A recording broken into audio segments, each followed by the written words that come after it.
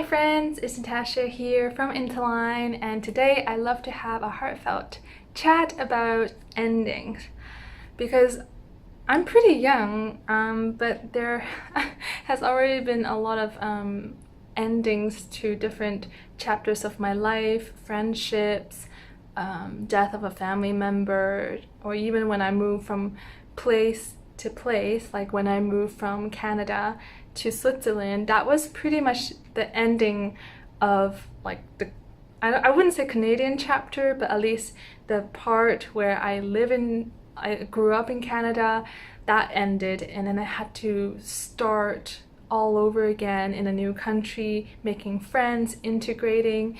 And also the same thing on this channel, I walk you through how I went from studying environment and business, spending years within the environmental industry, and then pivoting to create a new career for myself. So although a lot of these things just sound like I'm constantly creating new things, or I'm constantly moving to new places, or I'm creating new friendships, at the end of the day, a part of the creation also means that some chapter ended, something ended, something closed in order for me to make something new in my life. And I think it's really valuable to look at that part, and because sometimes I felt like I was kind of forced to end certain things, like the video about friendships. There were a couple of like really close friendships that I felt like I had no choice but to respect myself and to speak up, and then to kind of, when I didn't receive the connection, the respect, the love that I wanted from them, I'm like, well, there's really no point in going about a relationship that just doesn't make sense and doesn't feel good.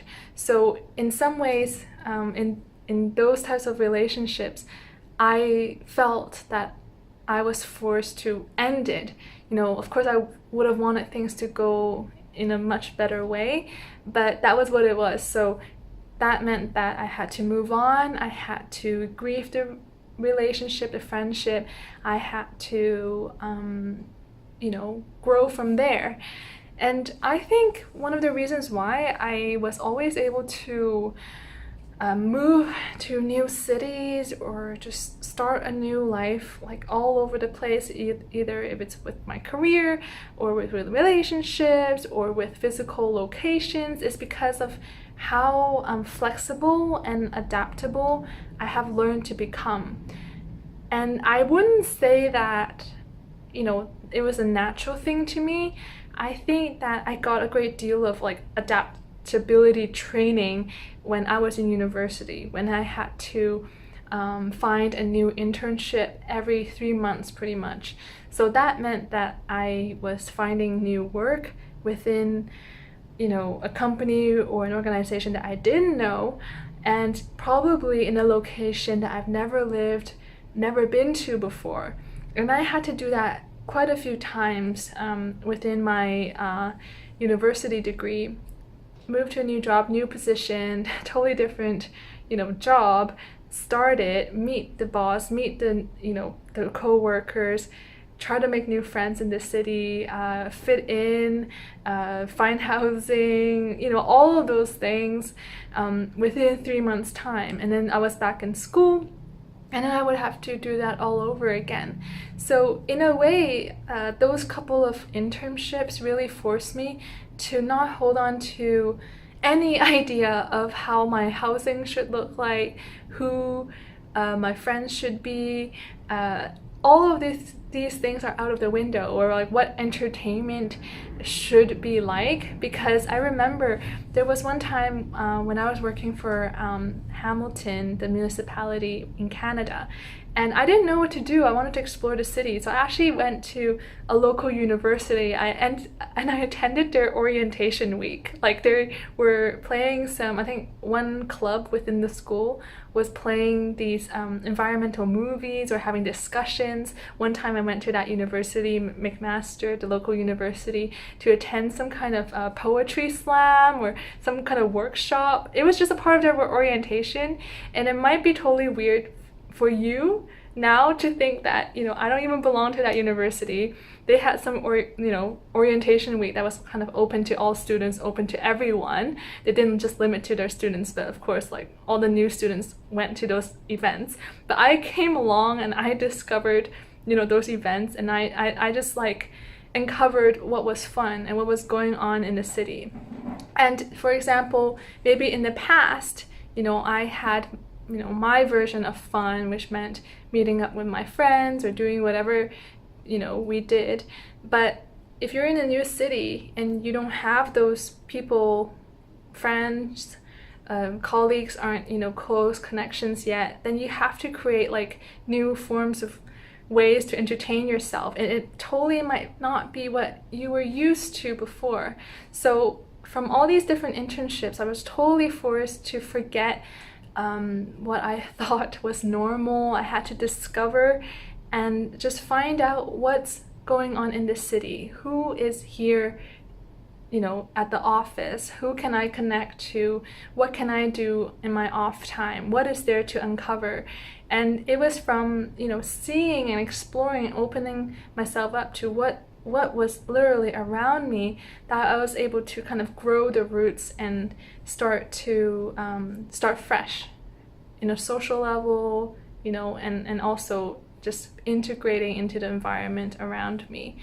So in order to be happy and to find all of those things, I really needed to let go of how my life was before I moved. So before the internship began, however I was living at the university or back home, I had to forget all of that. So that made it so much easier for me to make new friends and to integrate better, because I wasn't holding on to the ideas of how life should be, and I wasn't constantly comparing how my life used to be and where it is then. So when I have moved, like how it was then, because I know that I met someone within one of my internships, and when we started talking, I was replacing her within the job, and she was telling me how she didn't really like living in that city. The job was okay, but she just felt so homesick. And I remember, when I first moved away from home, I did feel a bit homesick, especially my first internship where I didn't know anybody. I really felt empty. I didn't know who to turn to. It was hard. But for her to tell me, this girl who went to the same school as me, that almost every weekend she needed to go home. She never felt at home anywhere else other than home, and that she missed her family so much. And it was almost like a really intense level of homesickness. Pretty much when I heard what she was going through, I saw that literally she could not feel at home, she could not fit in, she could not find comfort in this new place. And she needed to return home every weekend to feel good again, to tank up on some kind of feeling that was comfortable and secure for her. And I realize now that, of course, if we find comfort in the things that, we've always known, if we want the people around us all the time to be the same people we grew up with, or people we are used to, then it's impossible to move on from that chapter. You know what I mean? Like, it's as if you can't fully create and transition into something new because the first portion of your life hasn't ended yet, if that makes sense. So for this girl, it's as if her family, her home, that location, all the things that represented, like, it never ended. So even though she was in a new place, she was in a new job, she was in a new town, different people around her, it's like she can't fully settle into that new chapter, that current moment that she's going through, because the first portion is still there at the back of her head or in her heart, and she can't let that go, right? So of course that's gonna give you a ton of sadness and pain, and because the immediate world around you isn't what you expect it to be. So that wasn't really what I experienced, but I know that I met someone who had a really tough time settling into, you know, her internship because of all these things that were happening. So, you know, yes, there were times where I literally felt like I was forced to end something and I had to start something new. I mean, something that, you know, I think everyone probably relates to is like high school. You know, when you finish the last year of high school, you're kind of literally like thrown into the world. You either work, you go to college, or you go to university. Whatever it is that you choose, you have to choose something. Like the next chapter has begun, whether you like it or not, because not everyone's going to keep repeating, you know, the last year of high school over and over again just so they don't move on to the next chapter, right? So for me, at least, a lot of the endings meant that, okay, for example, in high school, as high school ended, life was asking me, this ending was asking me, what do you want to do next? What do you want to start next? Like all these years of schooling, what are my values? What do I want to create in the world? What kind of career do I want to create for myself? What kind of life do I want to create for myself? Because high school is ending. So what am I going to do now that represents me? Because, you know, in high school or in some kind of structured thing that you might be involved in right now, you might have limitations in your freedom and your choice and the courses that you take, but you know, when that ends, something new begins, and that means you have choices that you never had before. And for me, the ending of anything, like the relationships, moving away from Canada, the ending of high school, for example, that meant that I had to like reassess what's important to me now, and I have the opportunity, it's kind of exciting to then start something new. So it's like I receive this beautiful opportunity or new responsibilities, and I can step up and I can create something new. And a lot of the times what I've noticed in my life is that something does need to end to create more space for you to then create something new. And of course, for example, when it comes to like a loss of a family member, for example with my dad, when he passed away, sometimes like that ending, at least for the passing of my dad, it was super sudden. So that just ended, and again it felt forced, as in, whoa, that just happened, unexpected. But in the ending of, you know, my dad's life, and in me like respecting that and facing that, that meant I could find peace and find closure with my relationship with my dad in a new way, because he no longer exists, but in my heart there is this living relationship with him because of what we've experienced while he was alive.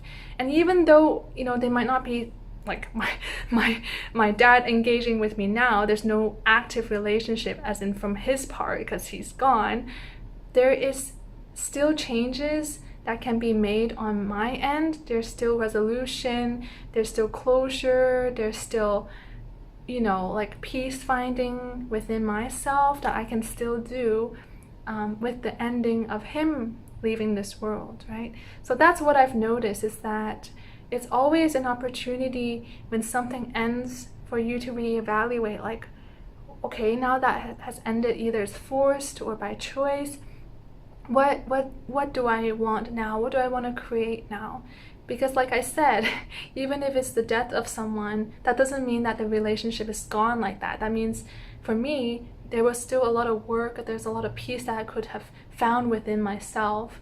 And that's in recognizing that, oh, the relationship is still there, but it's actually me working on myself, me facing, you know, the moments with my dad, what it meant, what he kind of meant to me, the things I said to him, what I wish I could have said to him. All of these things is for me to find peace within myself.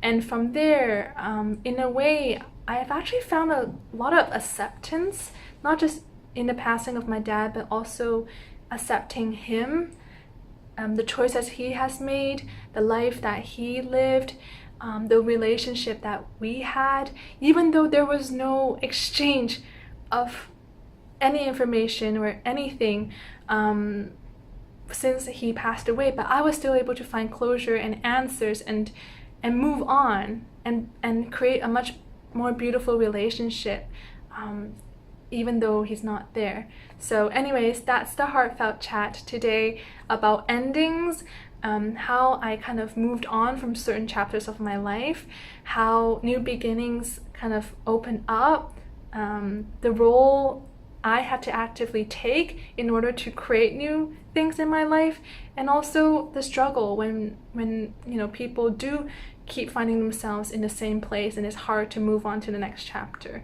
So anyways, I hope that opened your eyes to something new, and make sure to hit subscribe if you want to hear more of these stories.